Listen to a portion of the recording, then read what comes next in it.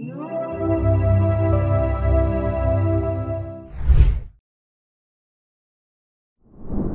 said the Olmecs. They are considered the original, mysterious kind of people that were there prior to the Incas, the Mayans, the Yes. Aztecs, the Olmecs. Who were the Olmecs?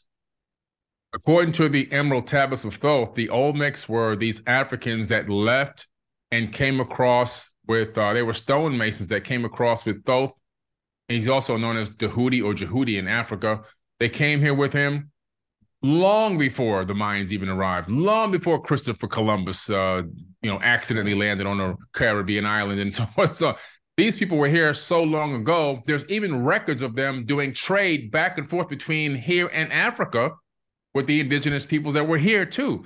So there, and then it was even cross mating and cross breeding. So they actually merged with some of the people that were here as well. So it's pretty interesting. There's a book, I believe it's called Before Columbus, and it has a big Olmec head on it, and you can research that. It has a lot of great sources to document and prove that this culture had arrived here hundreds of years before the Mayans even, existed. Are we? Yeah. When did they actually show up? What the timeline wise? The timeline from here now would be for us roughly about 6 to 7 thousand years ago. That's when the The Olmecs showed Mayans, up. yeah, yeah, Yeah. it's Okay. super old. It's a really ancient culture, like really Mhm. ancient. But and what's interesting is if you look at even some of the pictures from the 17 and 1800s, some of the sketches in the 1700s, some of the actual photos that came through out of the late 1800s, you see that that entire region was almost completely covered. Yeah. And archaeologists had to spend a lot of time digging out those structures, which means that at the time that the mines were there, it was probably around close to 1,000 years ago.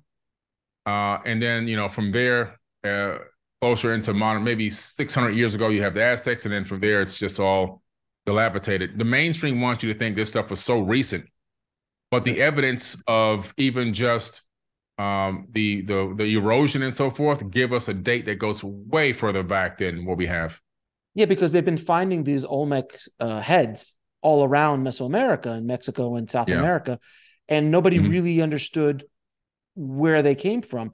The Right. masonry in some of the stuff, I mean, it's just at a whole other level Yeah. of Yeah. how they're constructing it. I mean, you look at some of these megalith structures and the way that the rocks kind of connect. They're like Mhm. curved, and they like. I was watching a documentary the other day about it, and they're like, yeah, they ground rock here and there. And I'm like, are you absolutely? You know what? With these Yeah. 20-ton giant Yeah. blocks, you're talking about with sandpaper? Are you really? And then moving I it? Like, mean, how do you yeah. move that? Like, come on, it doesn't make any They're sense. crazy. And you got to remember, we're talking about some of these areas were kind of in arid areas. Like for example, Teotihuacan is in the desert, you know. Mm-hmm. But what's interesting is Teotihuacan gives away the master architect because in the Emerald Tablets, both claims to have built the Great Pyramid, and that text is 36,000 years old.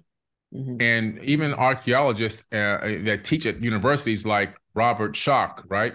He Mm-hmm. says that based on weathering patterns, just on the Sphinx alone, it's at least 13,000 years old, at least, at the minimum. And it goes even beyond, I believe, deeper than that. But you look at the Great Pyramid Complex at Giza, and you see the three pyramids there, and you look at the dimensions of the Great Pyramid, and then you go look at the three pyramids that align the same exact way at Teotihuacan with Orion, but then you also look at the dimensions of the Pyramid of the Sun, which is the biggest pyramid there. It's the same exact base size. The base is identical to the size of the base at Giza all the way in Africa. Coincidence? I doubt it. The second thing that's interesting is the height of the Pyramid of the Sun is exactly 50% the height of the Great Pyramid at Giza. That's interesting, right? They also built Teotihuacan on a gradual slope so that the other two pyramids that are there are the same exact height of the Pyramid of the Sun, even though they're smaller pyramids. And the Pyramid of the Moon is actually 8 pyramids built on top of each other with a fractal type of construction technique. I mean, it's mind blowing. And both of these sites are built on top of aquifers. So again, Right. It's giving up, the archaeology is giving up the master architect, who I believe is Thoth the Atlantean, that ruled over the land of Kemet, according to the ancient Egyptians, for 16,000 years.